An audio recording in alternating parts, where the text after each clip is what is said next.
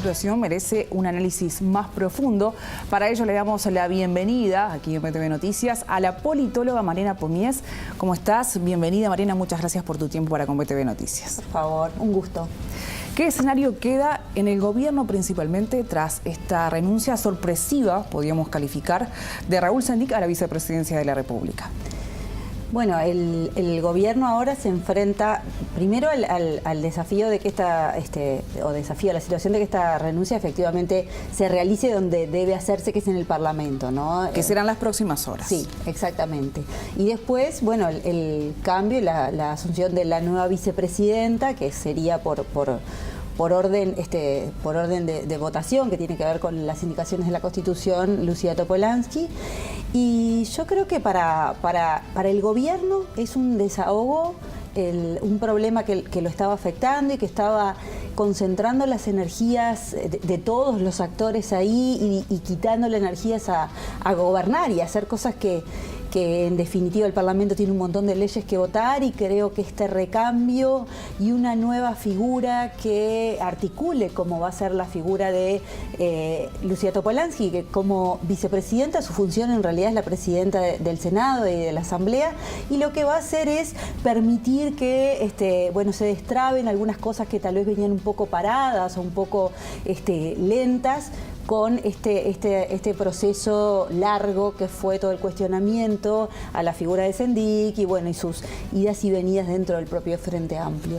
Desde el punto de vista político, ¿cómo se puede analizar esta situación con Sendic? ¿Es una movida política que de repente buscaba evitar las sanciones que se habían anunciado previamente en el marco del plenario del Frente Amplio? Bueno, esa puede ser una explicación de esa renuncia imprevista por todos. De hecho, hasta el viernes de noche se manejaba un documento que el Frente Amplio en su plenario iba a votar, en el que se respaldaba lo que el Tribunal de Ética había dicho y en el que había, entre otras cosas, sanciones a Sendic que podían de alguna manera afectarle su futuro político. La prohibición de la candidatura, que no era una prohibición que su lista lo llevara como candidato, sino una candidatura compartida con el resto del Frente Amplio. Claramente eso iba a ser una traba en su actividad política. El tema es si él después de todo esto va a querer seguir con su actividad política, pero lo cierto es que su renuncia destrabó esas cuestiones que podían serle un impedimento a futuro.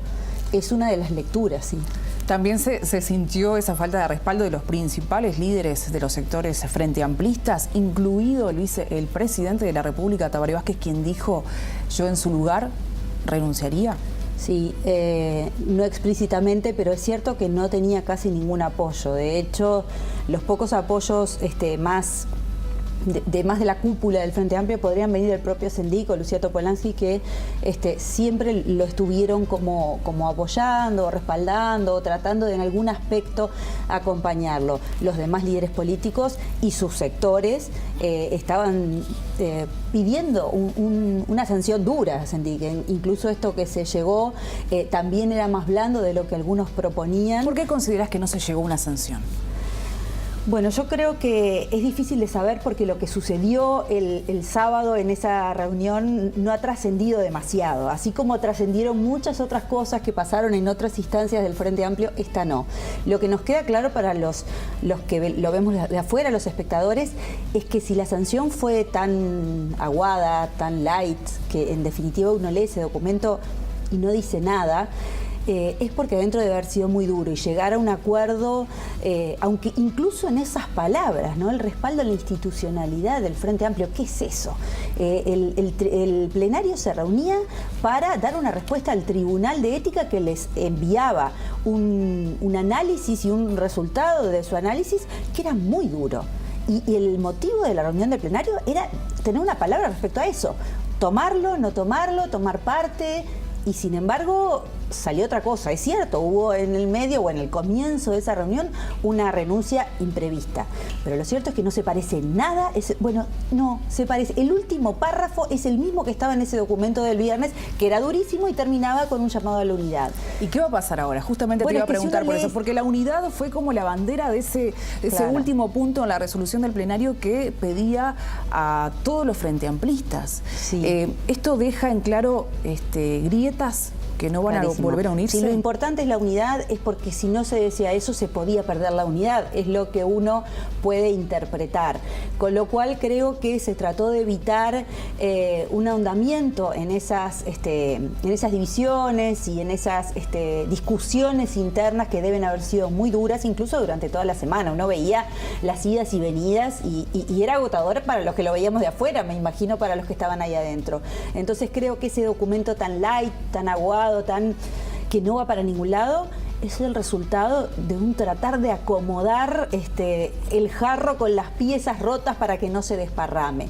Y creo que ahora el Frente Amplio tiene un mayor desafío que el gobierno. El gobierno se le cambió una figura y va a seguir funcionando y capaz que mucho más fluidamente. Porque el cuestionamiento que tenía Sendik también la oposición lo utilizaba en sus negociaciones. Creo que ahora el dilema es para el Frente, para tratar de reconstruir esa unidad, pero además yo creo que el Frente tiene un deber o un debe para sus votantes, que es el tema de la valoración de lo ético, ¿no? El Frente Amplio siempre ha sido históricamente un embanderado de la defensa de la actuación ética desde el gobierno y muy cuestionador cuando era oposición.